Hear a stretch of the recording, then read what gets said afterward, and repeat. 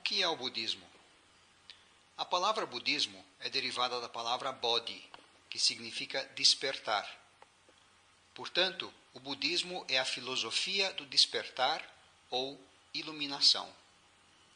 Essa filosofia teve origem na experiência de um homem chamado Siddhartha Gautama, conhecido como o Buda, que realizou a iluminação por si próprio com 36 anos de idade. O budismo existe faz 2.500 anos e tem cerca de 300 milhões de adeptos no mundo todo. Até meados do século XIX, o budismo era uma filosofia com predominância na Ásia, mas desde então se expandiu para todo o mundo. Então, o budismo é apenas uma filosofia? A palavra filosofia provém de duas palavras, philo, que significa amor, e sofia, que significa sabedoria.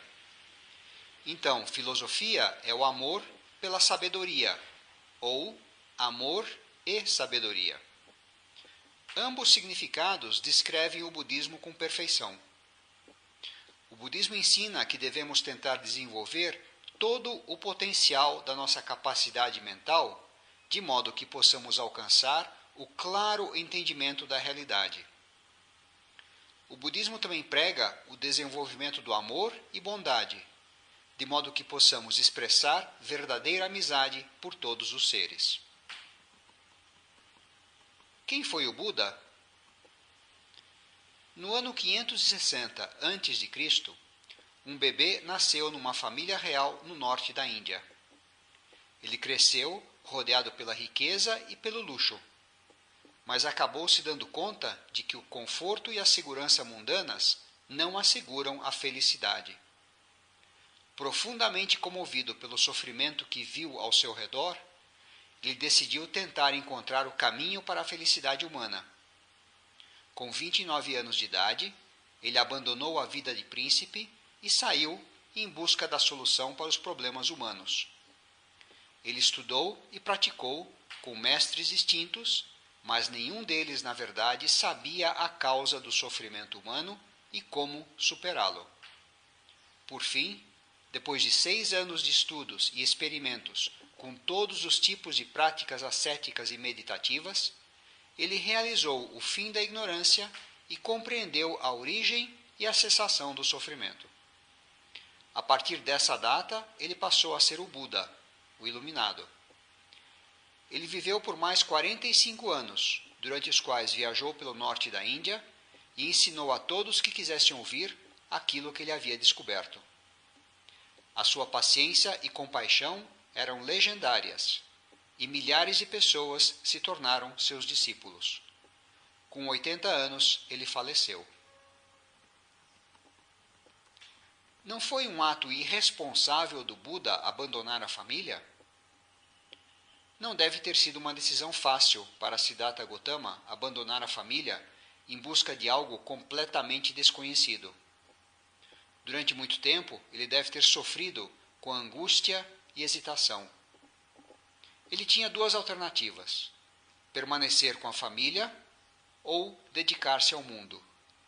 No final, a sua grande compaixão prevaleceu e fez com que ele se entregasse ao mundo.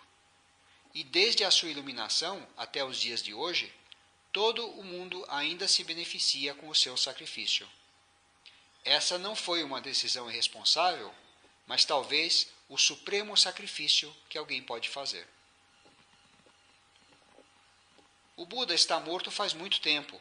Como ele pode nos ajudar?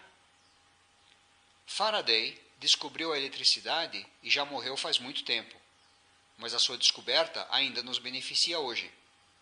Louis Pasteur descobriu a cura para muitas doenças e também já morreu faz muito tempo, mas as suas descobertas médicas ainda salvam vidas. Leonardo da Vinci, que criou obras de arte, também está morto, mas aquilo que ele criou ainda é capaz de causar elação e alegria. Homens nobres e heróis podem ter morrido faz séculos, mas ainda podemos obter inspiração ao ler sobre as suas realizações. De fato, o Buda está morto, mas 2.500 anos depois, Os seus ensinamentos ainda ajudam as pessoas. O seu exemplo ainda inspira as pessoas. As suas palavras ainda mudam vidas. Apenas um Buda é capaz de ter tal poder séculos depois da sua morte. O Buda era um deus? Não. O Buda não era um deus. Ele nunca fez esse tipo de afirmação, nem de que ele era o filho de algum deus, ou mesmo o mensageiro de algum deus. Ele era um ser humano comum que aperfeiçoou a si mesmo e ensinou que, se seguirmos o seu exemplo, também poderemos nos aperfeiçoar. Se o Buda não é um deus, então por que as pessoas o veneram?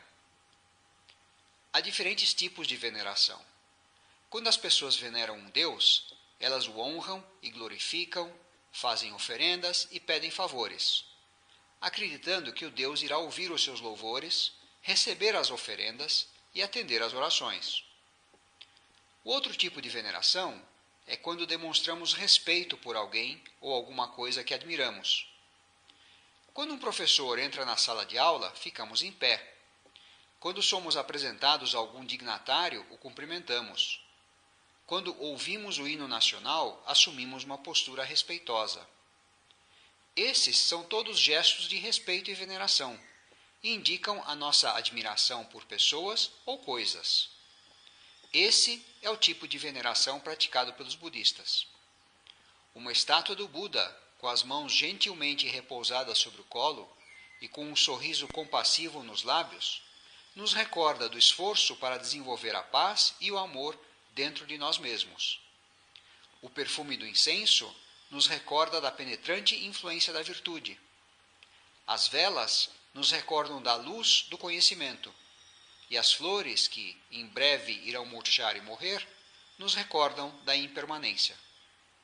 Quando nos curvamos, expressamos nossa gratidão ao Buda por tudo aquilo que nos foi proporcionado pelos seus ensinamentos. Essa é a natureza da veneração budista. Mas eu ouvi as pessoas dizerem que os Budas veneram ídolos. Esse tipo de afirmação é um mal entendido.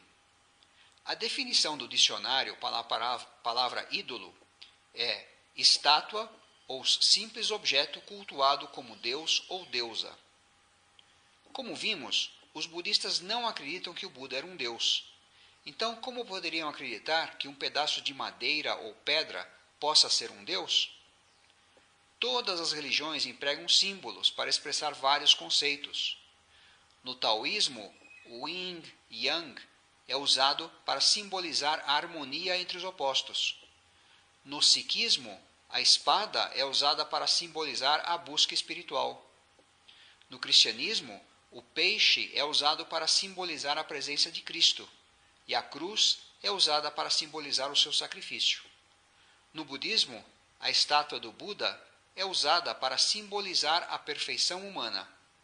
A estátua do Buda também serve para nos recordar da dimensão humana dos ensinamentos do Buda, e que precisamos olhar para o nosso íntimo e não para o exterior para encontrarmos a perfeição e a sabedoria.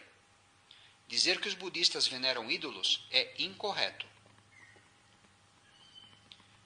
Por que as pessoas fazem todo tipo de coisas estranhas nos templos budistas? Muitas coisas podem parecer estranhas quando não as compreendermos. Ao invés de descartar essas coisas como esquisitas, deveríamos tentar entender o seu significado. No entanto, é verdade que algumas das práticas budistas têm as suas origens nas superstições e mal-entendidos populares, ao invés dos ensinamentos do Buda. E esse tipo de mal-entendido não é encontrado apenas no budismo, mas aparece em todas as religiões de tempos em tempos. O Buda ensinou de forma clara e detalhada, e se alguém é incapaz de compreender aquilo que foi ensinado, o Buda não pode ser censurado por isso. Há um dito: se alguém enfermo não busca tratamento, mesmo na presença de um médico, isso não é culpa do médico. Da mesma forma, se alguém está oprimido e atormentado pela enfermidade das contaminações mentais, mas não busca a ajuda do Buda, isso não é culpa do Buda. Tampouco deve o budismo ou qualquer religião ser julgado por aqueles que não o praticam da forma apropriada.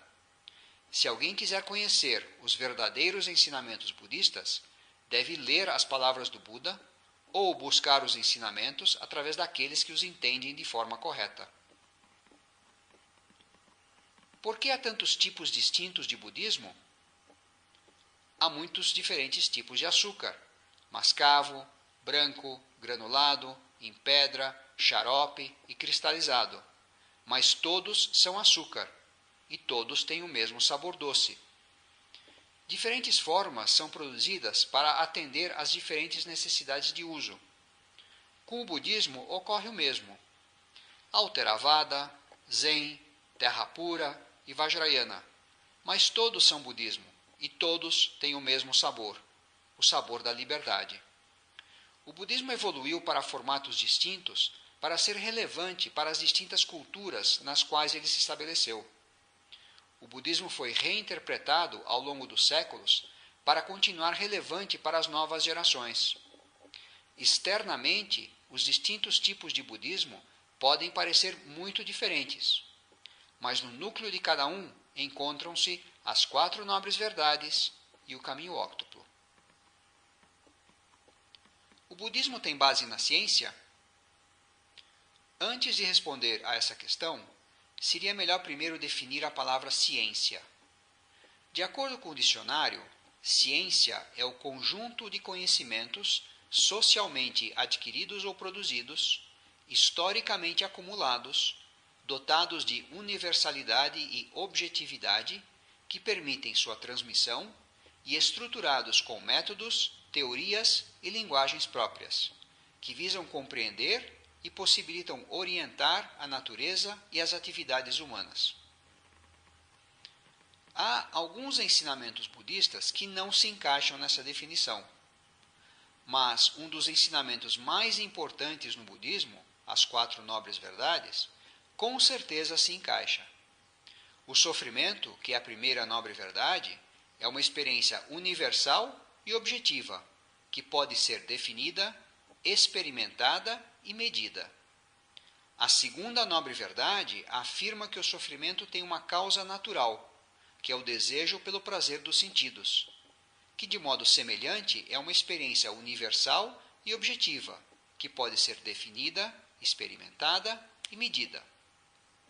O budismo não tenta explicar o sofrimento com conceitos ou mitos metafísicos.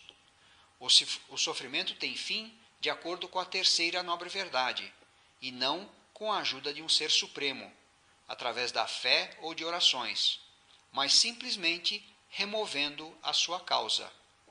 Isso é axiomático. A 4ª nobre verdade, o caminho para o fim do sofrimento, uma vez mais, não tem nada a ver com a metafísica, mas depende da adoção de certos tipos de comportamento. E uma vez mais, o comportamento é algo que está sujeito a ser testado. O budismo, tal qual a ciência, prescinde da ideia de um ser supremo e explica as origens e movimentos do universo com base em leis da natureza. Tudo isso, com certeza, exibe um espírito científico. Por outro lado, o conselho do Buda de que não devemos aceitar as coisas cegamente, mas ao invés disso, questionar, examinar e investigar, tomando por base a nossa própria experiência pessoal, tem também uma forte conotação científica. O Buda disse: "Agora, Kalamas, não se deixem levar por relatos, por lendas, pelas tradições, pelas escrituras, pela conjectura lógica, pela inferência, por analogia, pela concordância obtida através de ponderações, por probabilidades ou pelo pensamento. Este contemplativo é o nosso mestre.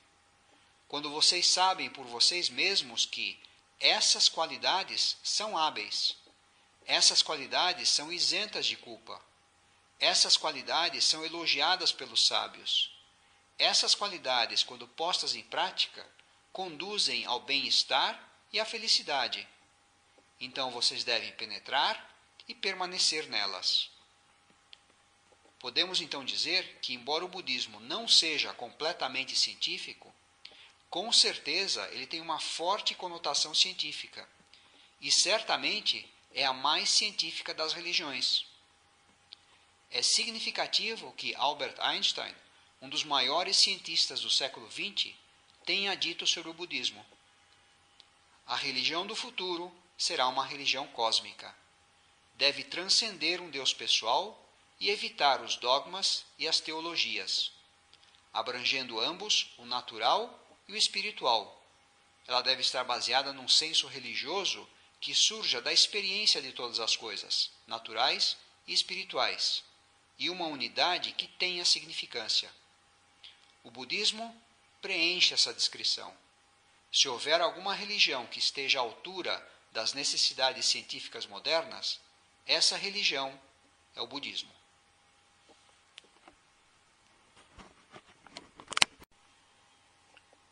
Os budistas acreditam em Deus? Na cosmologia do budismo Theravada, há 31 mundos de existência, dos quais 26 são habitados por divindades, ou devas. Os 5 mundos restantes correspondem ao inferno, mundo animal, fantasmas famintos, titãs e seres humanos. O nascimento nesses 31 mundos é temporário, e não há nenhum mundo onde a existência seja permanente ou eterna. Todos os seres em todos os mundos estão sujeitos ao falecimento e ao renascimento no mesmo mundo ou em algum outro. Os seres renascem em cada um desses mundos de acordo com o seu karma. As divindades que renascem nos 26 mundos de existência possuem distintas características de refinamento ou pureza.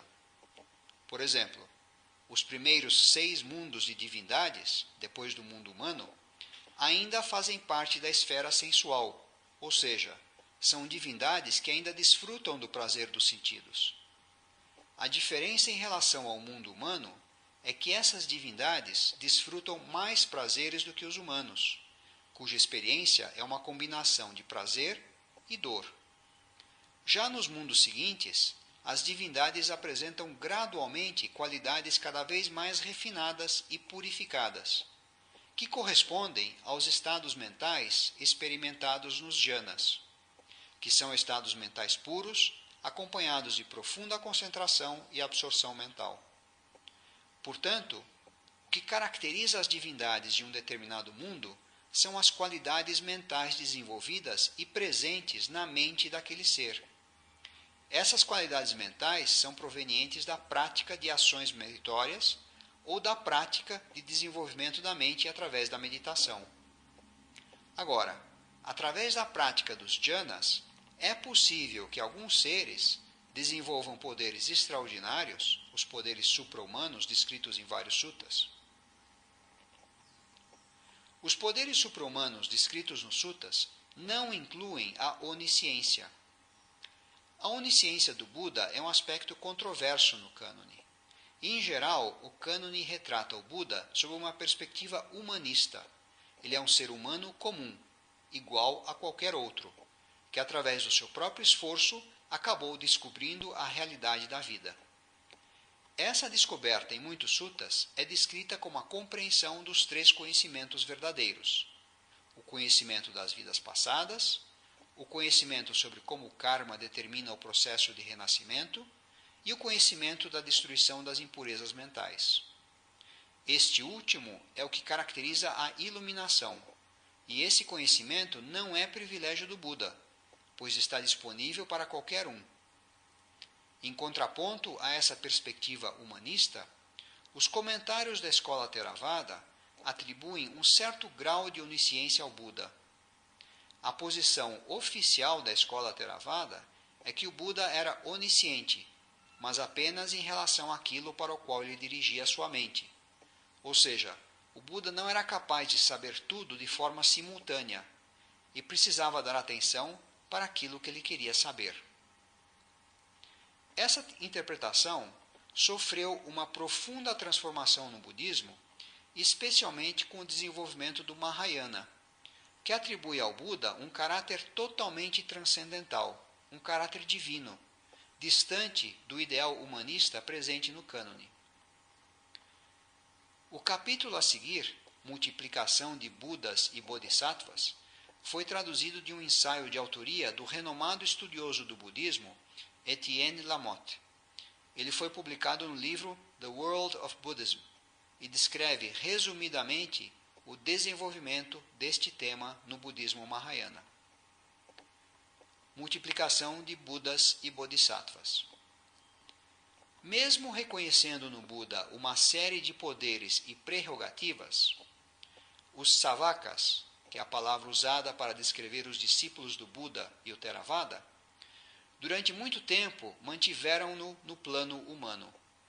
Eles afirmavam que ele era consumado no verdadeiro conhecimento e conduta, bem-aventurado, conhecedor dos mundos, um líder insuperável de pessoas preparadas para serem treinadas, mestre de devas e humanos. Mas não ignoravam o fato de que, uma vez morto, ele estaria invisível para devas e humanos, e não poderia fazer mais nada por eles, abandonando-os à sua própria sorte, deixando, assim, a sua doutrina como única herança. De acordo com eles, o surgimento de um Buda seria uma ocorrência muito rara, tão rara quanto brotar uma flor numa figueira. E a humanidade permaneceria sem um guia e sem conselheiros durante longos períodos de tempo. Um Deus morto a partir do seu parinibbana, como definido por H. Kern, poderia bastar para os monges, mas não satisfaria as aspirações populares, que clamavam urgentemente por um espírito superior, um panteão, santos, uma mitologia e um culto. A vulgarização da boa doutrina, o Dhamma, e a sua penetração nas massas, teve o efeito de transformar o mestre de devas e humanos num Deus superior aos deuses, circundando-o com uma multitude de divindades menores e maiores, bem como poderosos discípulos. As seitas ou escolas do chamado Hinayana já tinham dado seu suporte para esse processo de sublimação. Os Sarvastivādas estofando a lenda de Sakyamuni com milagres. Os Mahasangikas colocando a sua carreira histórica no campo dos fenômenos fictícios. Como a necessidade de protetores eficazes havia se tornado mais urgente, os Savakas já tinham concebido ao lado do Buda histórico um Messias compassivo, o futuro Buda Maitreya, e alguns Arahants imortalizados em benefício da causa, os quais estariam sempre dispostos a vir para ajudar os fiéis. Esses desenvolvimentos permaneceram como casos isolados no Savakayana, mas os seguidores do Mahayana não tiveram nenhuma hesitação em aumentar infinitamente o número de Budas e grandes Bodhisattvas. Arrebentando os limites estreitos da velha cosmologia, o Mahayana concebeu no coração do cosmo um considerável número de universos, cada um governado por um Buda assessorado por um ou vários grandes Bodhisattva. O Buda já possui a perfeita iluminação, enquanto que os grandes Bodhisattvas, aqueles do 10º estágio, estão bem próximos da iluminação. Exceto por essa diferença, os Budas e Bodhisattvas, inspirados pela mesma benevolência, convertem os seres nos seus universos e, com frequência, aparecem simultaneamente em formas variadas e em distintos universos. Sakyamuni, cuja existência histórica não pode ser duvidada, em pouco tempo veria um infinito número de pares e imitadores alinhados ao seu lado. Ele permaneceria como o mais conhecido dentre os Budas, mas ele não seria mais o único. As escrituras do Mahayana mencionam muitos Budas e Bodhisattvas até então desconhecidos. Dentre esses Budas são dignos de nota Amitabha ou Amitayus, luminoso e com tempo de vida infinito, regente de Sukhavati, o paraíso do Ocidente. Akshobhya, o imutável, localizado no leste, no universo Abirati. Baisadiaguru, o mestre médico, que também habita o leste.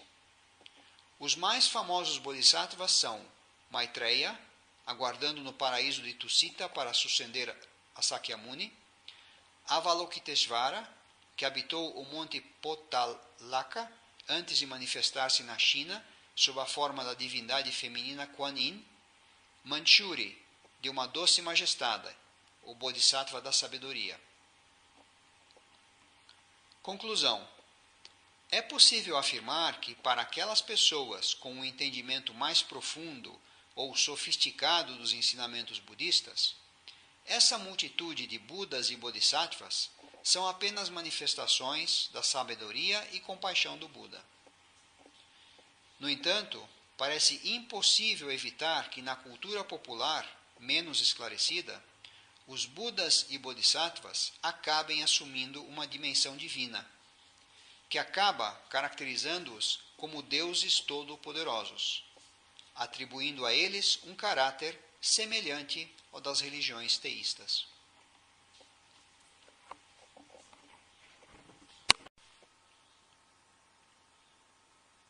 O budismo e a reencarnação. O budismo acredita na reencarnação?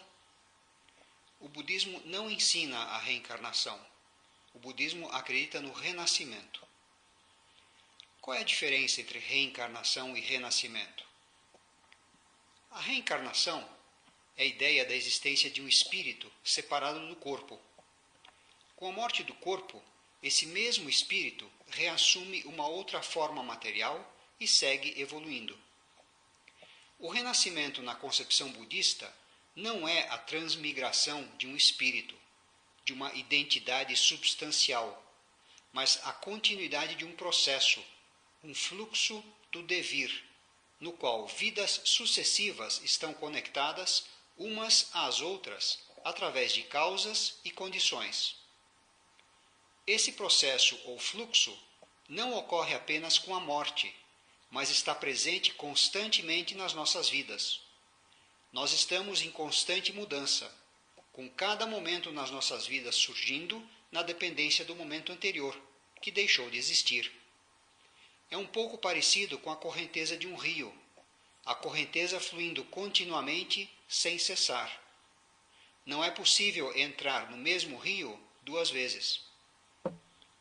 Podemos ilustrar o renascimento com um símile.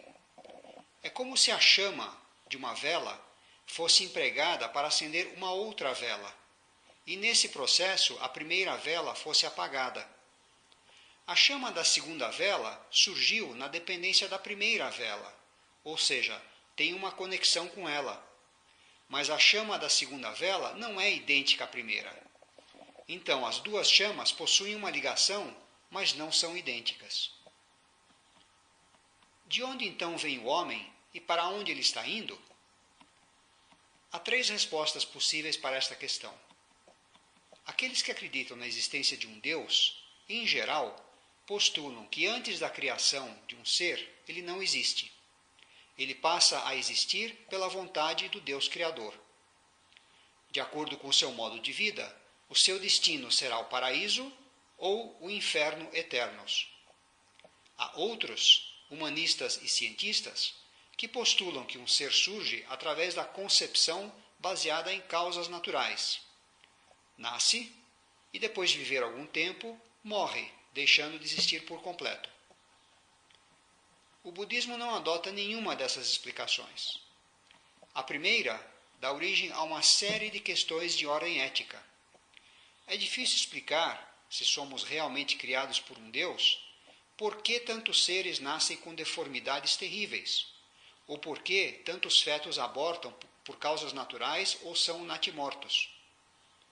Também parece um tanto injusto que alguém esteja destinado ao sofrimento eterno no inferno ou à felicidade eterna no paraíso, tendo vivido apenas 60, 70 ou 80 anos.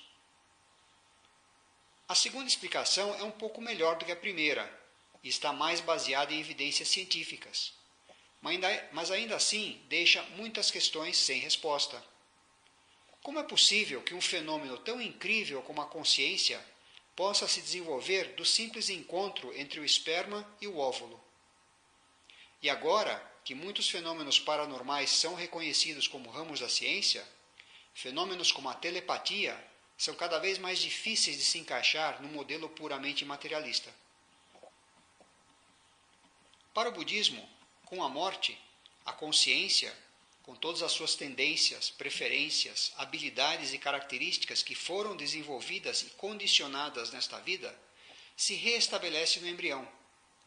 Dessa maneira, o ser cresce, nasce e desenvolve uma personalidade condicionada pelas características que foram trazidas da vida passada e pelo novo ambiente, além de outros fatores condicionantes, como a hereditariedade, etc. Essa personalidade está sujeita à mudança e será modificada através do esforço consciente por fatores condicionantes, tais como a educação, a influência dos pais e da sociedade, etc. Outra vez, com a morte, essa consciência irá se reestabelecer num novo embrião. Esse processo de renascimento irá continuar até que as condições que o causarem persistam. Quando essas condições deixarem de existir, ao invés de renascer, a consciência alcançará um estado que é chamado nirvana, e esse é o objetivo último no budismo. Como a consciência migra de um corpo para o outro? Imagine as ondas de rádio. As ondas de rádio não são compostas de palavras ou notas musicais, mas de energia em distintas frequências que são transmitidas através do espaço e atraídas e capturadas por um receptor no qual se manifestam como palavras e música. Algo similar ocorre com a consciência. Ao morrer, a energia mental cruza o espaço e se une ao esperma e o óvulo para formar um novo ser. O embrião e a consciência se desenvolvem através de uma relação de mútua dependência e influência. Os seres humanos sempre renascem como seres humanos? Não. De acordo com o budismo, há vários planos de existência nos quais ocorre o renascimento. Alguns seres renascem no paraíso celestial, alguns no inferno, e assim por diante. O paraíso celestial ou o inferno não são propriamente lugares, mas estados de existência onde a mente experimenta, respectivamente, principalmente prazer ou dor. A vida nesses planos, no entanto, é temporária, e depois disso haverá um novo renascimento que poderá muito bem ocorrer entre os seres humanos. Então, a principal diferença entre o plano humano e os outros planos é a qualidade da experiência mental. Qual o fator que decide onde um ser irá renascer? O fator mais importante que condiciona o renascimento é karma. Karma quer dizer ação baseada na intenção, e se refere ao conjunto de ações com a mente, corpo e linguagem que constituem no seu conjunto a bagagem que carregamos conosco. Essas ações geram consequências que são os frutos do karma. Os frutos do karma influenciam tanto a nossa experiência do mundo como o processo de renascimento por ocasião da morte. Mas o que exatamente é karma? Karma é uma palavra em sânscrito, kama em pali, que quer dizer ação baseada na intenção. E essa intenção inclui volição, escolha e decisão, o ímpeto mental que conduz à ação. A intenção é aquilo que incita e dirige todas as ações humanas, ambas criativas e destrutivas, e por isso é a essência de karma. Intenção no contexto budista tem um significado muito mais sutil do que o uso mais geral dessa palavra. Em geral, tendemos a usá-la quando queremos proporcionar um elo de ligação entre o pensamento interno e as suas ações externas resultantes. Por exemplo, podemos dizer: eu não tinha intenção de fazer isso, eu não tinha intenção de dizer isso, ou ela fez isso de forma intencional. Mas, de acordo com os ensinamentos budistas, todas as ações e linguagem, todos os pensamentos, não importa quão fugazes sejam, e as respostas da mente às sensações recebidas através dos órgãos dos sentidos contêm elementos de intenção. Assim, a intenção é a escolha volitiva feita pela mente em relação aos objetos para os quais a atenção é dirigida. É o fator que conduz a mente a se inclinar ou a repelir os vários objetos da atenção, ou de prosseguir em uma certa direção. É o que guia ou governa como a mente responde aos estímulos.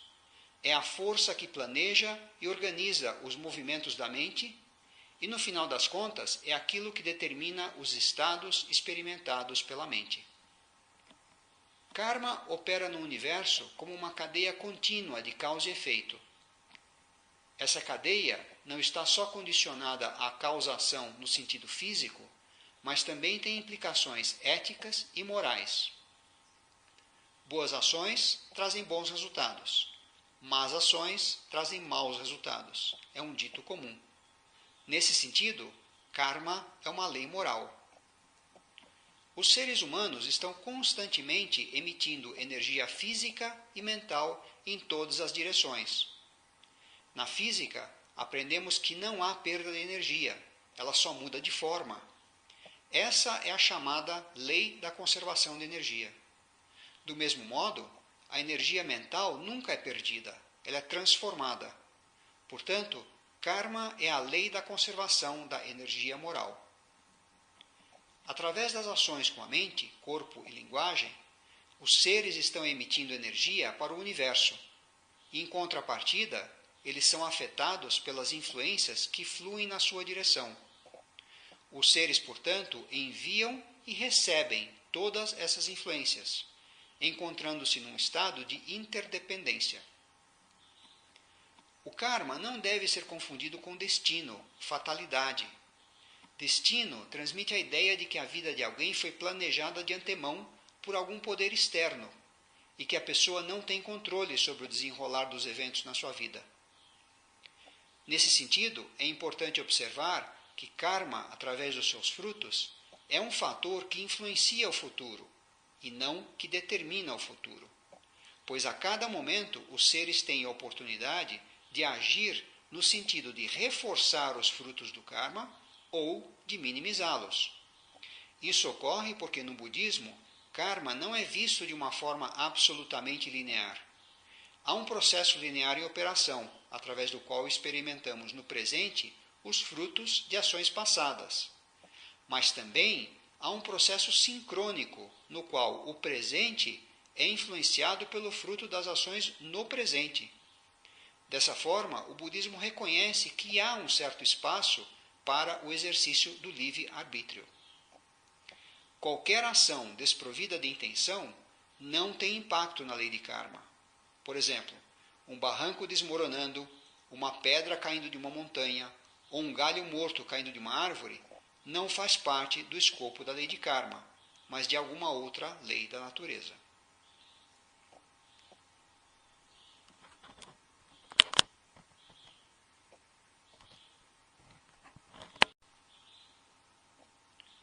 O budismo tem uma visão negativa da vida? O budismo é nihilista? Não. O budismo não tem uma visão negativa da vida e nem é nihilista. Mas é uma realidade que no Ocidente o budismo tem sido rotulado como uma religião negativa que enfatiza o sofrimento e a negação da vida, que defende o nihilismo. Por que o budismo recebeu esse rótulo negativo no Ocidente? Essa ideia surgiu entre filósofos europeus durante o século XIX. Na época, vários escritores influentes, baseados em leituras falhas dos textos budistas, rotularam o budismo como uma forma perigosa de nihilismo. Mais recentemente, esse tipo de ideia prevalece mesmo dentro da Igreja Católica, como pode ser constatado no livro Crossing the Threshold of Hope, escrito pelo Papa João Paulo II. Nesse livro, o Papa afirma que a iluminação do Buda teve como base a convicção de que o mundo representa o mal e é a fonte de sofrimento do homem. Dessa forma, para se livrar do sofrimento, é necessário se livrar do mundo. Seria necessário romper os vínculos que nos atam à realidade externa. Quanto mais nos libertarmos desses vínculos, mais nos libertaremos do sofrimento, isto é, do mal que provém do mundo. O Buda nunca afirmou que o mundo é a fonte do mal e do sofrimento. A ênfase do ensinamento budista está na mente e não no mundo. O mundo é neutro. É a mente do homem que cria dificuldades no mundo. A fonte do sofrimento, de acordo com o ensinamento do Buda, é a cobiça e a raiva numa mente confusa. Essas características não são do mundo, mas do próprio homem. Mas o que é o niilismo? Niilismo é uma designação atribuída a várias filosofias radicais que rejeitam todo e qualquer valor positivo e não acreditam em nada. Os niilistas adotam uma visão materialista da vida e afirmam que depois da morte não há nada. Ou seja, com a morte, esse tipo de doutrina considera que não só o corpo é aniquilado, mas a mente também é completamente aniquilada. O budismo rejeita esse tipo de doutrina e afirma que após a morte há a continuidade da consciência. Não no sentido de uma entidade permanente, como por exemplo uma alma ou espírito, mas uma consciência que está sujeita a um contínuo processo de vir a ser ou devir. Além disso, a doutrina de karma, ou lei da natureza relativa às ações e suas consequências, que faz parte dos ensinamentos centrais no budismo, também é evidência de que o budismo não ensina a aniquilação completa com a morte. Mas o vazio ou vacuidade no budismo não é uma afirmação nihilista? O termo técnico budista shunyata, em sânscrito, ou sunyata, em pali, tem dado origem a mal-entendidos no Ocidente, onde esse termo é interpretado como o nada, a ausência ou extinção da existência.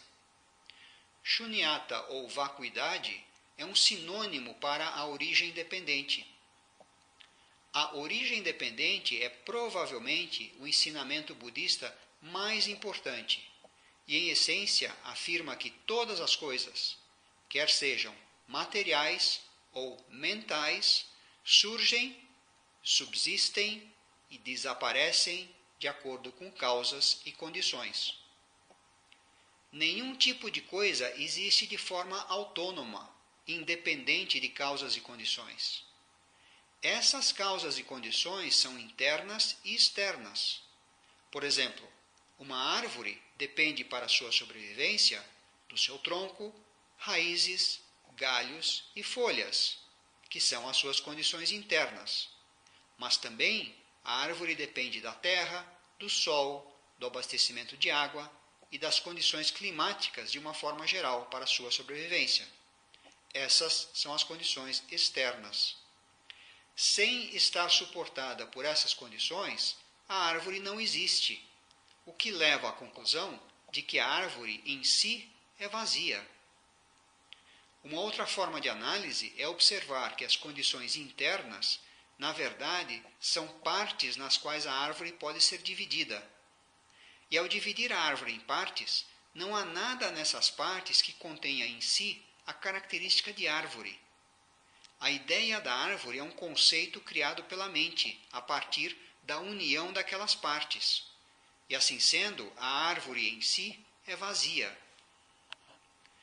Então, não é que o budismo negue a existência das coisas, mas o que é negado é que as coisas possuam algum tipo de existência independente, autônoma. Se as coisas tivessem uma existência autônoma, então o mundo seria estático, permanente. É evidente que esse não é o caso. Como as coisas são desprovidas de uma existência independente, autônoma, e dependem de causas e condições para se manifestar, é dito que as coisas são vazias, vazias de uma existência inerente. E justamente pelo fato das coisas serem vazias, que a mudança é possível. As coisas mudam quando as condições das quais elas dependem mudam. Esse entendimento é o que viabiliza toda a prática budista, pois o caminho budista trata da mudança, da transformação dos estados mentais inábeis ou prejudiciais em estados mentais hábeis ou benéficos. O budismo então também rejeita a eternidade? A ideia de uma vida eterna ou de coisas que durem para sempre é rejeitada no budismo. Se analisarmos as coisas neste mundo com atenção, é possível verificar que não há absolutamente nada que seja permanente. Todas as coisas, quer sejam na nossa mente e corpo ou no exterior, exibem a mesma característica de impermanência e instabilidade. As coisas surgem e desaparecem de acordo com causas e condições. Mas e com relação ao sofrimento? Por que o budismo coloca tanta ênfase no sofrimento? A visão budista do mundo pode ser descrita como realista. Ninguém pode negar que há sofrimento na vida. O envelhecimento, a enfermidade e a morte são causas de sofrimento para a maioria das pessoas. Também no dia a dia, as pessoas estão sujeitas a todo tipo de desconfortos físicos e mentais, que causam sofrimento e estresse em graus variados. Na verdade, para a maioria das pessoas, a vida contém momentos de alegria e felicidade, mais ou menos na mesma proporção de momentos de tristeza e infelicidade. Poderíamos chamar isso de padrão de uma vida normal. E o budismo simplesmente reconhece isso e afirma que não há nada de errado nisso. Se as pessoas sofrem, elas não precisam se culpar por isso, visto que sofrer faz parte da vida. Para curar um enfermo, a primeira coisa que o médico precisa fazer é um diagnóstico preciso, para então saber qual o tratamento a ser prescrito. O Buda, ao transmitir os seus ensinamentos, agiu como um médico. O diagnóstico da condição humana é que o sofrimento é a experiência comum a todos os seres vivos, em forma de descontentamento, insatisfação ou tristeza. Em vista desse diagnóstico, o Buda prescreveu a maneira de dar um fim ao sofrimento. E o tratamento para dar um fim ao sofrimento é um núcleo da prática budista. O sofrimento é a experiência que nos leva ao despertar, pois quando sofremos, tendemos a investigar, a ter curiosidade, a buscar uma saída. O budismo, na realidade, nos apresenta a oportunidade de despertar para a nossa verdadeira natureza, para a verdadeira liberdade, para o amor e a compaixão. Ele proporciona uma visão positiva do potencial humano para encontrar a verdadeira felicidade.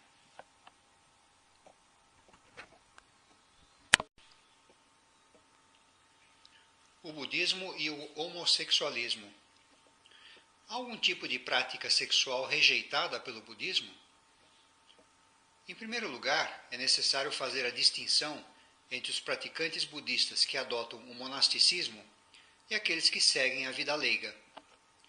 O Código de Disciplina Monástica prescreve o celibato para os monges e monjas.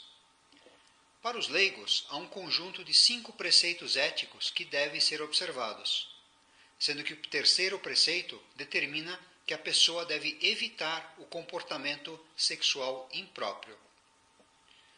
Portanto, no caso dos monges e monjas, qualquer tipo de prática sexual é proibida e estará sujeita a algum tipo de censura e punição que depende da gravidade do ato, sendo que os casos extremos resultam na expulsão da comunidade monástica. No caso dos leigos, determinar se o terceiro preceito está sendo observado ou não é uma situação um pouco mais complexa, visto que depende da interpretação do que seria um comportamento sexual impróprio. O que é um comportamento sexual impróprio? Para entender se um determinado comportamento sexual é impróprio, é necessário entender o critério empregado no budismo para fazer julgamentos éticos. O Buda recomendou 3 critérios ao fazermos julgamentos morais. O primeiro podemos chamar de princípio da universalidade. Agir em relação aos outros do mesmo modo que gostaríamos que eles agissem conosco. O segundo podemos chamar de princípio consequencial. Para determinar se um comportamento é benéfico ou prejudicial, é necessário avaliar as consequências, tanto no agente como no paciente, ou seja, um comportamento que cause algum tipo de dano, quer seja no agente ou no paciente, deve ser evitado. O terceiro podemos chamar de princípio instrumental. Um comportamento é benéfico se ele nos conduz para mais perto do objetivo, ou prejudicial se nos afasta dele. O objetivo último no budismo é Nibbana, um estado de pureza e paz mental. E tudo que conduz a esse objetivo será benéfico. Essa abordagem utilitária em relação à ética fica ainda mais clara ao observarmos que o Buda usava com muito mais frequência os termos benéfico ou hábil e o seu oposto prejudicial ou inábil no lugar de bom ou mal. Outro elemento importante na avaliação do comportamento é a intenção. Se uma ação está fundamentada em boas intenções, por exemplo, na generosidade e na compaixão, então ele será considerado hábil. Portanto, avaliar o comportamento no budismo requer mais do que simplesmente obedecer a certas regras ou mandamentos. Exige que tenhamos plena consciência dos nossos pensamentos, palavras e ações, bem como dos nossos objetivos e aspirações. Após examinarmos rapidamente os fundamentos racionais da ética budista, podemos melhor compreender que tipo de comportamento sexual o Buda considerava como impróprio ou inábil e por quê. Nos discursos, o Buda menciona particularmente alguns tipos de comportamento sexual impróprio, como por exemplo o adultério. O adultério é inábil porque requer o subterfúgio e o engano. Significa que promessas feitas são rompidas e a confiança é traída. O homossexualismo não é mencionado de forma explícita em nenhum dos discursos do Buda, levando à conclusão de que a homossexualidade deve ser avaliada do mesmo modo que a heterossexualidade. No caso de duas pessoas leigas que agem com base no consentimento mútuo, onde não há adultério e onde o ato sexual é uma expressão de amor, respeito, lealdade e calor humano, esse seria um comportamento sexual hábil. E o mesmo critério vale se as duas pessoas forem do mesmo sexo. Do mesmo modo, a promiscuidade, libertinagem e a desconsideração dos sentimentos dos outros fazem com que um ato sexual seja inábil, quer seja heterossexual ou homossexual. Todos os princípios empregados para avaliar uma relação heterossexual também são válidos para avaliar uma relação homossexual. No budismo, podemos dizer que não é o objeto do desejo sexual que determina se um ato sexual é inábil ou não, mas, na verdade, a qualidade das emoções e intenções envolvidas. Há alguma objeção do Buda com relação ao casamento do mesmo sexo? A resposta é não. Na coleção de discursos do Buda, não há nenhuma objeção desse tipo. Para ser mais exato, o Buda nem apoiava e tampouco se opunha ao casamento entre pessoas do mesmo sexo. Isso então quer dizer que o budismo é mais tolerante em relação aos homossexuais? A realidade prática nas sociedades tradicionais budistas é que não há muito apoio para ideias liberais. E os estudos filosóficos das escrituras budistas têm influência reduzida na cultura popular. Os direitos humanos nesses países sempre receberam pouca atenção, e a cultura está enraizada na interpretação popular da lei de karma, que tende a ver karma como um processo linear, próximo do fatalismo. É comum os monges instruírem os discípulos leigos a enxergar o mundo sob uma ótica fatalista, isto é, que cada pessoa nasce para pagar os seus pecados. De acordo com essa interpretação, o homossexualismo, bem como as demais práticas sexuais consideradas como depravadas, têm origem no desrespeito ao terceiro preceito em vidas passadas, e por isso as pessoas têm de pagar nesta vida por essas ofensas cometidas em vidas passadas. E sendo assim, elas merecem o tratamento que recebem da sociedade. Esse tipo de crença gera um sistema de valores extremamente conservador. Algumas vezes, o Buda aconselhava evitar um certo tipo de comportamento, não porque fosse inábil do ponto de vista ético, mas porque colocaria a pessoa em divergência com as normas sociais, ou porque poderiam sujeitá-la a sanções legais. Nesses casos, o Buda dizia que evitar esse tipo de comportamento livraria a pessoa da ansiedade e embaraço causado pela desaprovação social e o medo de ações punitivas. Em determinadas situações sociais, esse seria o caso em relação à homossexualidade. Nesses casos, o homossexual tem que decidir se irá se submeter àquilo que a sociedade espera ou se irá tentar mudar os valores sociais.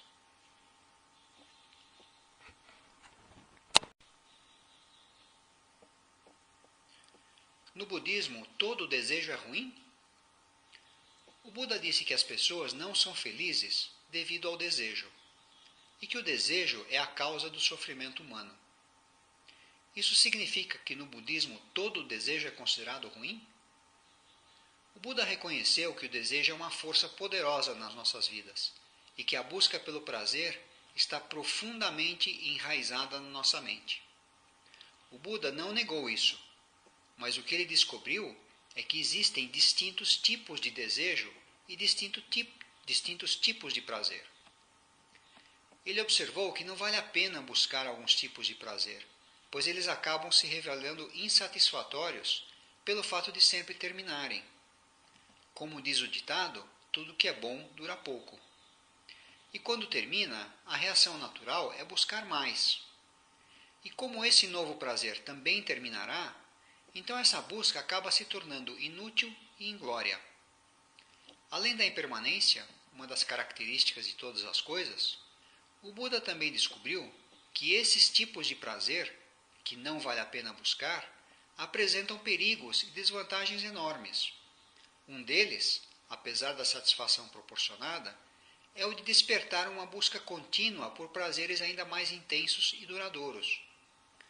Uma boa ilustração desse processo são todos os tipos de obsessões e vícios que podem ser observados na sociedade. O outro tipo de perigo é o preço a ser pago e as consequências decorrentes da busca por esses tipos de prazer. E eles vão desde o esforço individual para ganhar o dinheiro para a obtenção desse tipo de prazer, depois o trabalho de protegê-lo e preservá-lo, chegando à criminalidade e outras enfermidades sociais. Sem falar no impacto ambiental e nos conflitos interpessoais que podem até mesmo levar a guerras entre nações. Esses tipos de prazer são aqueles provenientes dos sentidos, os prazeres sensuais na terminologia budista. Ao notar as desvantagens dos prazeres sensuais, o Buda se perguntou se haveria algum outro tipo de prazer que não sofresse dos mesmos tipos de problemas. Ele descobriu duas coisas. Primeiro, há um outro tipo de prazer que não é sensual e que produz uma satisfação muito superior àquela dos prazeres sensuais, mas que ainda assim é impermanente. É o prazer dos jhanas. Os jhanas são estados de absorção profunda que produzem um intenso prazer na mente. As vantagens desse tipo de prazer em relação aos prazeres dos sentidos é que ele está sempre acessível. Não pode ser comprado, ninguém poderá tirá-lo de você e que, portanto, não gera nenhum tipo de conflito. Segundo, além dos jhanas, o Buda descobriu que há um prazer ainda maior, e o melhor de tudo é que ele não está sujeito à impermanência. É o prazer da libertação completa, Nibbana. Com relação ao desejo, o Buda identificou que há dois tipos de desejo, os hábeis e os inábeis. A melhor maneira de ilustrar a diferença entre esses dois é através de um símile empregado pelo próprio Buda. Imagine uma galinha que está chocando os ovos. Se ela desejar que os pintinhos rompam as cascas e nasçam com saúde, mas não cobrir os ovos e não os mantiver aquecidos da forma necessária, os pintinhos não irão nascer, não importa quanto a galinha deseje isso. Por outro lado, se ela não desejar que os pintinhos nasçam, mas mesmo assim, se ela cobrir e aquecer os ovos da maneira necessária, os pintinhos certamente irão nascer. Ou seja, para obter certos resultados, há uma forma correta de fazer as coisas. Ter desejos que contrariam a maneira correta de fazer as coisas acaba sendo um obstáculo para a concretização do objetivo. No entanto, se o desejo for coerente com a maneira correta de fazer as coisas, então as chances de alcançar o objetivo serão maiores ainda. O Buda identificou que os desejos pelos prazeres sensuais nos afastam de um prazer ainda maior e melhor, que são os jhanas. E por isso ele recomendou o abandono dos prazeres sensuais e a busca do prazer dos jhanas. E mais ainda, ele recomendou o abandono do prazer dos jhanas por um prazer ainda maior e melhor, que é nibbana. Portanto, não há problema nenhum em desejar o prazer superior dos jhanas ou de nibbana, mas é absolutamente tolo desejá-los e não fazer aquilo que é necessário para alcançá-los.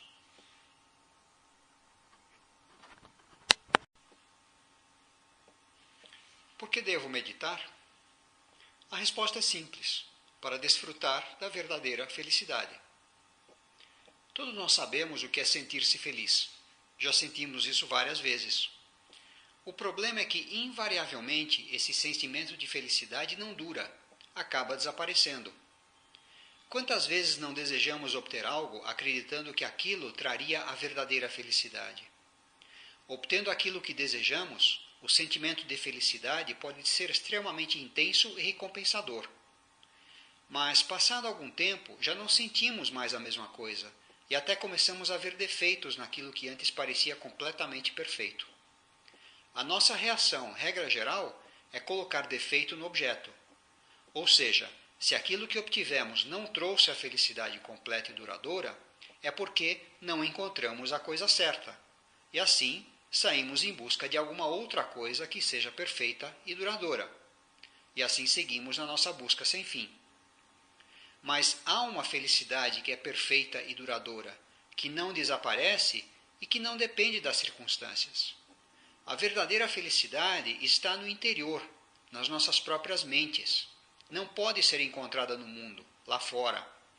Essa felicidade não é egoísta, pois não precisa tomar nada de ninguém e não causa nenhum tipo de dano a ninguém, pois se a nossa felicidade tiver que depender de tomar algo de outras pessoas ou do sofrimento de outras pessoas, elas de alguma forma irão tentar dar um fim nisso.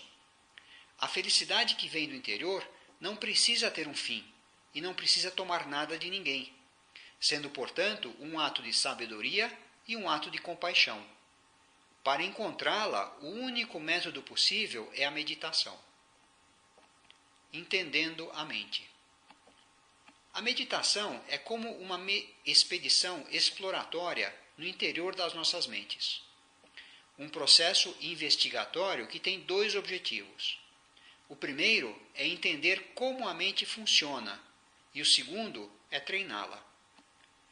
Entender como a mente funciona significa compreender por que, em determinadas situações, acabamos agindo ou dizendo coisas que acabam ferindo até mesmo pessoas que queremos muito e a nós mesmos.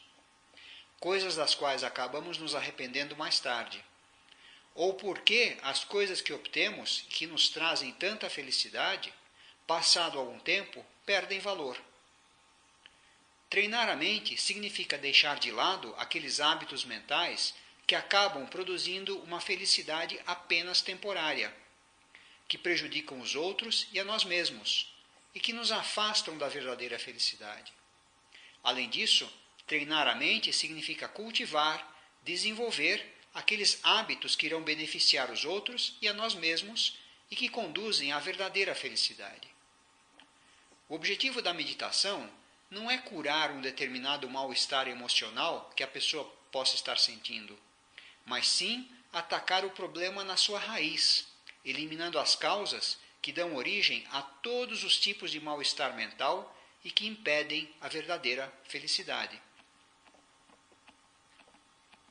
Quantos tipos de meditação existem? Existem vários tipos de meditação no budismo, Mas para atingir os objetivos descritos acima, há dois tipos de meditação que são os mais adequados. Uma é a meditação da concentração e a outra é a meditação de insight. Os dois tipos também são conhecidos como Samadhi e Vipassana, em Pali, Shamatha e Vipassana, em sânscrito. A meditação da concentração visa acalmar e tranquilizar a mente, enquanto que a meditação de insight visa ver as coisas que ocorrem na nossa mente como elas na verdade são. Para dar um exemplo, imaginemos um lago com águas cristalinas, tão limpas que nos permita ver o fundo, ver as pedras e o cascalho e os peixes nadando. Agora, imaginem a superfície do lago com ondas agitadas pelo vento. Seria possível ver até o fundo do lago? Muito provavelmente não. A superfície do lago tem que estar calma, sem ondas, sem nenhuma agitação.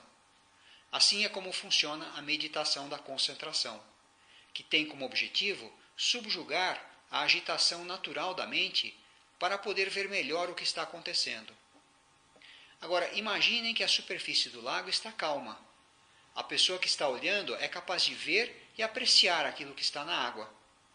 Agora, se essa pessoa tiver conhecimentos de biologia, geologia ou ecologia, ela poderá apreciar aquilo que está vendo num grau muito mais completo e profundo do que uma que não tenha esse tipo de conhecimento.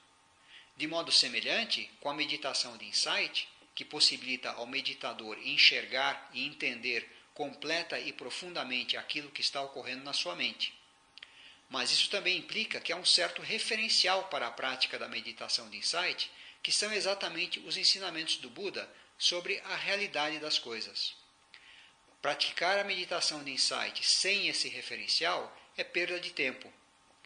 Esse referencial pode ser obtido através do estudo dos ensinamentos budistas. Posso meditar sozinho? Não há nada que impeça alguém de começar a praticar meditação sozinho. É necessário ter um conhecimento razoável dos ensinamentos do Buda e, com base nos textos disponíveis sobre meditação, é possível ter uma ideia geral sobre como funciona a prática. Havendo oportunidade, é recomendável que o meditador tenha o apoio de pessoas mais experientes e que participe de retiros de meditação para obter mais experiência e contar com o auxílio de um professor. No entanto, há dois obstáculos que são enfrentados por todos os meditadores. Primeiro é a motivação e segundo, como lidar com as dificuldades que surgem. A meditação, como qualquer arte ou esporte, requer continuidade na prática. Certo maestro de uma orquestra sinfônica dizia que se um músico da sua orquestra ficasse 3 dias sem praticar, a audiência perceberia. Se ele ficasse 2 dias sem praticar, os seus colegas na orquestra perceberiam. E se ele ficasse 1 dia sem praticar, ele, maestro, perceberia. Com a meditação é a mesma coisa. É necessário incorporá-la como parte da rotina diária, assim como escovar os dentes ou ir ao banheiro. Para fazer isso, no entanto, é necessário motivação. Num retiro de meditação, onde há um grupo de pessoas e uma rotina de atividades estabelecidas, fica mais fácil manter a disciplina. Em casa, sozinho, é muito mais difícil. A pessoa tem de encontrar dentro de si essa motivação.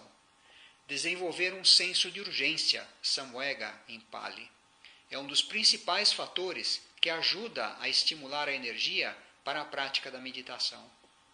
Esse senso de urgência é despertado ao refletirmos sobre as inevitáveis vicissitudes da vida e o sofrimento gerado pelas enfermidades, envelhecimento e morte. O estudo, a leitura de textos budistas pode servir como fonte de inspiração e a participação num grupo que medite regularmente também pode ajudar. Ayakema dizia que as pessoas com tendência para a aversão são aquelas que são motivadas com mais facilidade para a prática. Porém, são aquelas que provavelmente, pela própria aversão, irão encontrar mais dificuldades. O segundo aspecto é como lidar com as dificuldades.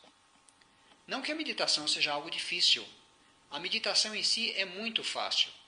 As dificuldades são em geral criadas por nós mesmos, devido aos hábitos mentais inábeis acumulados durante muito tempo.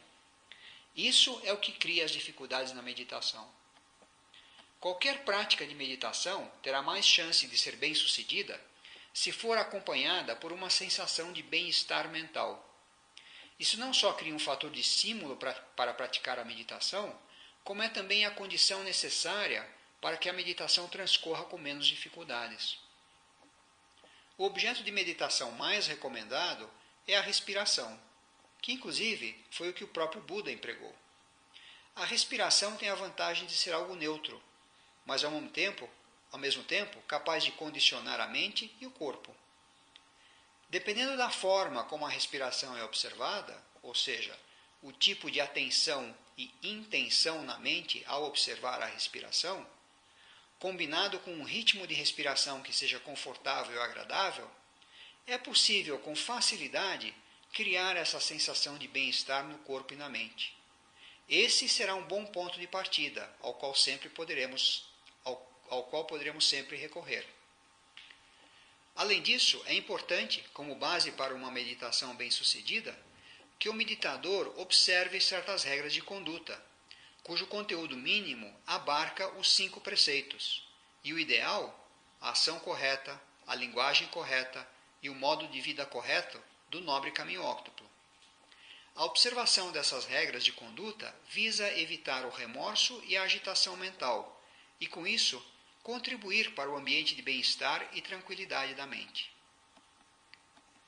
Mas, mesmo tomando todas essas precauções, é inevitável que as dificuldades surjam.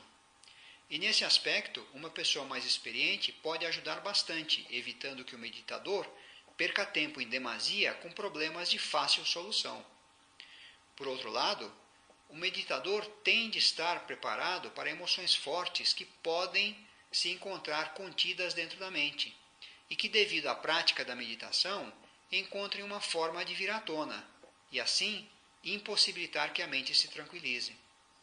Nesse caso, o mais prudente é descontinuar a prática da meditação até que ele receba a instrução adequada de como lidar com esse aspecto da prática. E para isso, a ajuda de um meditador mais experiente ou de um professor será necessária. Pois se essa emoção for demasiado intensa e perturbadora, a prática da meditação poderá alimentá-la. No entanto, há algumas dificuldades que o meditador irá enfrentar e para as quais ele mesmo terá de encontrar a solução, pois as experiências das pessoas variam muito e nem sempre o meditador mais experiente ou um professor terá uma resposta satisfatória. Mesmo que o professor tenha tido uma experiência semelhante, as soluções para as dificuldades na meditação podem variar de pessoa para pessoa. Nesses casos, o meditador terá que agir como seu próprio professor, ser aluno e professor ao mesmo tempo. Para conseguir isso, é necessário ser muito observador e estar disposto a fazer experimentos, tentar diferentes alternativas para avaliar o resultado. É dessa forma que o meditador irá conhecer melhor a sua mente. O importante é não ficar frustrado com as dificuldades que forem encontradas, lembrando sempre que a paciência e a equanimidade são qualidades mentais importantes e que são justamente as dificuldades que fazem com que elas amadureçam. Lembro de uma história de Ajahn Mun, um dos fundadores da tradição de florestas da Tailândia, que no início da sua carreira como monge, perambulando pelas florestas da Tailândia, ao meditar com a mente concentrada, tinha a visão de um cadáver e não sabia bem o que fazer com aquilo. Ele recorreu ao seu companheiro monge para pedir ajuda, mas este foi incapaz de ajudá-lo, pois as suas experiências meditativas eram completamente distintas. Ajahn Mun teve de encontrar a resposta sozinho, através da própria perspicácia. Através da sua determinação e esforço, Ajahn Mun acabou se convertendo num dos mais renomados mestres de meditação na Tailândia, no século XX. Para aqueles que o conheceram, Ajahn Mun era um iluminado. A tradição que ele estabeleceu se mantém viva até os dias de hoje, não só na Tailândia, mas em vários monastérios estabelecidos pelos seus discípulos em muitos países da América do Norte, Europa e Oceania. Uma pessoa com a mente instável, sem compreender o verdadeiro Dhamma, com a serenidade à deriva, a sabedoria não chega à sua plenitude. Há o Theravada, Zen, Terra Pura e Vajrayana, mas todos são budismo e todos têm o mesmo sabor, o sabor da liberdade. O budismo evoluiu para formatos distintos para ser relevante para as distintas culturas nas quais ele se estabeleceu. O budismo foi reinterpretado ao longo dos séculos para continuar relevante para as novas gerações. Externamente, os distintos tipos de budismo podem parecer muito diferentes, mas no núcleo de cada um encontram-se as 4 nobres verdades e o caminho óctuplo. O budismo tem base na ciência? Antes de responder a essa questão, seria melhor primeiro definir a palavra ciência. De acordo com o dicionário, ciência é o conjunto de conhecimentos socialmente adquiridos ou produzidos, historicamente acumulados, dotados de universalidade e objetividade, que permitem sua transmissão e estruturados com métodos, teorias e linguagens próprias, que visam compreender e possibilitam orientar a natureza e as atividades humanas. Há alguns ensinamentos budistas que não se encaixam nessa definição, mas um dos ensinamentos mais importantes no budismo, as 4 nobres verdades, com certeza se encaixa. O sofrimento, que é a primeira nobre verdade, é uma experiência universal e objetiva, que pode ser definida, experimentada e medida. A segunda nobre verdade afirma que o sofrimento tem uma causa natural, que é o desejo pelo prazer dos sentidos, que de modo semelhante é uma experiência universal e objetiva, que pode ser definida, experimentada e medida. O budismo não tenta explicar o sofrimento com conceitos ou mitos metafísicos. O sofrimento tem fim de acordo com a terceira nobre verdade, e não com a ajuda de um ser supremo, através da fé ou de orações, mas simplesmente removendo a sua causa. Isso é axiomático. A 4ª nobre verdade, o caminho para o fim do sofrimento, uma vez mais, não tem nada a ver com a metafísica, mas depende da adoção de certos tipos de comportamento. E uma vez mais, o comportamento é algo que está sujeito. O que é o budismo? A palavra budismo é derivada da palavra bodhi, que significa despertar. Portanto, o budismo é a filosofia do despertar ou iluminação. Essa filosofia teve origem na experiência de um homem chamado Siddhartha Gautama, conhecido como o Buda, que realizou a iluminação por si próprio com 36 anos de idade. O budismo existe faz 2.500 anos e tem cerca de 300 milhões de adeptos no mundo todo. Até meados do século XIX, o budismo era uma filosofia com predominância na Ásia, mas desde então se expandiu para todo o mundo. Então, o budismo é apenas uma filosofia? A palavra filosofia provém de 2 palavras, philo, que significa amor, e sofia, que significa sabedoria. Então, filosofia é o amor pela sabedoria, ou amor e sabedoria. Ambos significados descrevem o budismo com perfeição. O budismo ensina que devemos tentar desenvolver todo o potencial da nossa capacidade mental, de modo que possamos alcançar o claro entendimento da realidade. O budismo também prega o desenvolvimento do amor e bondade, de modo que possamos expressar verdadeira amizade por todos os seres. Quem foi o Buda? No ano 560 a.C., um bebê nasceu numa família real no norte da Índia. Ele cresceu rodeado pela riqueza e pelo luxo, mas acabou se dando conta de que o conforto e a segurança mundanas não asseguram a felicidade. Profundamente comovido pelo sofrimento que viu ao seu redor, ele decidiu tentar encontrar o caminho para a felicidade humana. Com 29 anos de idade, ele abandonou a vida de príncipe e saiu em busca da solução para os problemas humanos. Ele estudou e praticou com mestres distintos, mas nenhum deles, na verdade, sabia a causa do sofrimento humano e como superá-lo. Por fim, depois de 6 anos de estudos e experimentos com todos os tipos de práticas ascéticas e meditativas, ele realizou o fim da ignorância e compreendeu a origem e a cessação do sofrimento. A partir dessa data, ele passou a ser o Buda, o Iluminado. Ele viveu por mais 45 anos, durante os quais viajou pelo norte da Índia e ensinou a todos que quisessem ouvir aquilo que ele havia descoberto. A sua paciência e compaixão eram legendárias, e milhares de pessoas se tornaram seus discípulos. Com 80 anos, ele faleceu. Não foi um ato irresponsável do Buda abandonar a família? Não deve ter sido uma decisão fácil para Siddhartha Gautama abandonar a família em busca de algo completamente desconhecido. Durante muito tempo, ele deve ter sofrido com angústia e hesitação.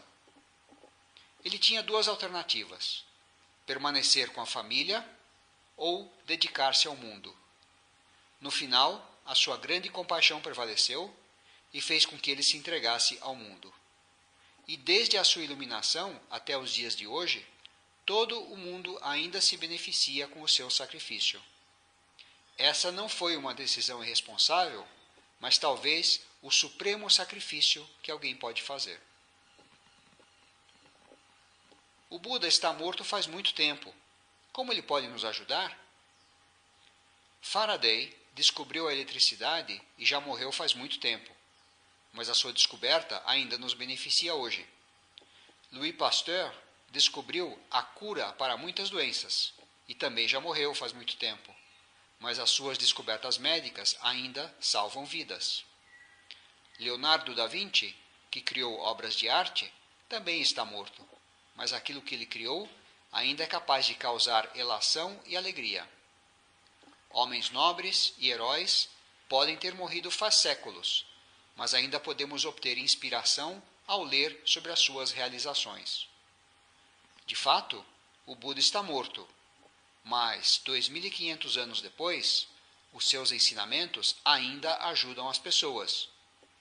O seu exemplo ainda inspira as pessoas. As suas palavras ainda mudam vidas. Apenas um Buda é capaz de ter tal poder séculos depois da sua morte.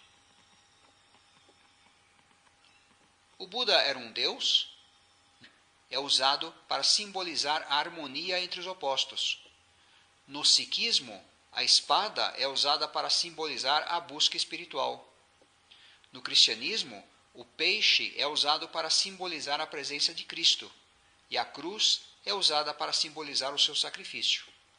No budismo, a estátua do Buda é usada para simbolizar a perfeição humana. A estátua do Buda também serve para nos recordar da dimensão humana dos ensinamentos do Buda, e que precisamos olhar para o nosso íntimo e não para o exterior, para encontrarmos a perfeição e a sabedoria. Dizer que os budistas veneram ídolos é incorreto. Por que as pessoas fazem todo tipo de coisas estranhas nos templos budistas? Muitas coisas podem parecer estranhas quando não as compreendermos. Ao invés de descartar essas coisas como esquisitas, deveríamos tentar entender o seu significado. No entanto, é verdade que algumas das práticas budistas têm as suas origens nas superstições e mal-entendidos populares, ao invés dos ensinamentos do Buda. E esse tipo de mal-entendido não é encontrado apenas no budismo, mas aparece em todas as religiões de tempos em tempos. O Buda ensinou de forma clara e detalhada, e se alguém é incapaz de compreender aquilo que foi ensinado, o Buda não pode ser censurado por isso. Há um dito: se alguém enfermo não busca tratamento, mesmo na presença de um médico, isso não é culpa do médico.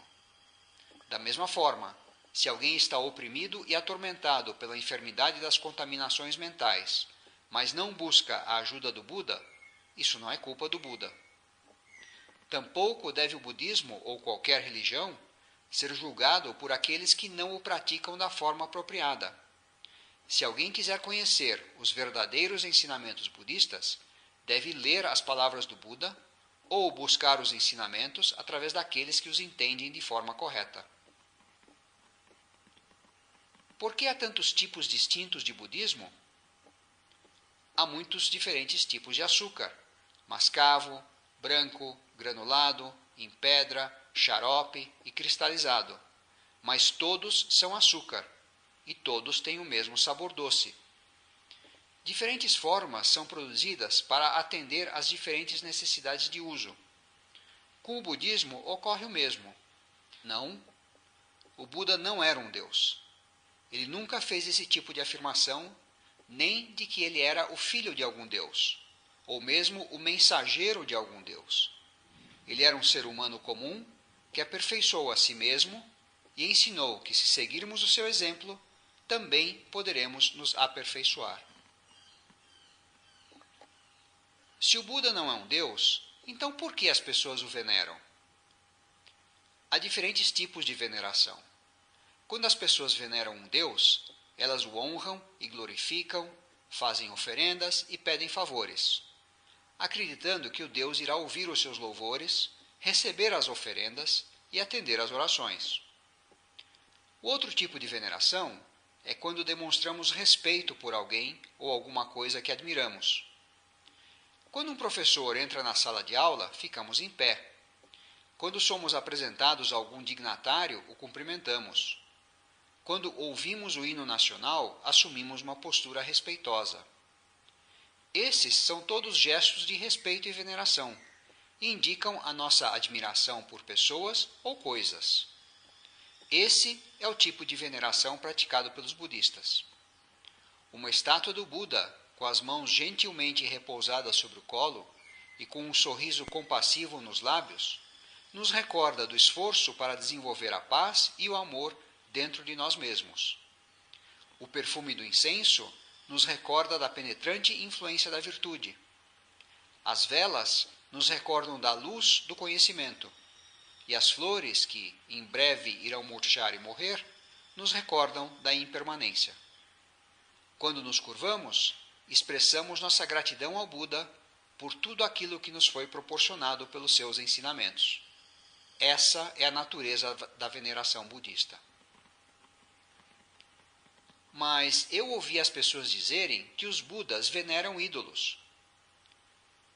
Esse tipo de afirmação é um mal entendido. A definição do dicionário para a palavra ídolo é estátua ou simples objeto cultuado como deus ou deusa. Como vimos, os budistas não acreditam que o Buda era um deus. Então, como poderiam acreditar que um pedaço de madeira ou pedra possa ser um deus? Todas as religiões empregam símbolos para expressar vários conceitos. No taoísmo, o yin e yang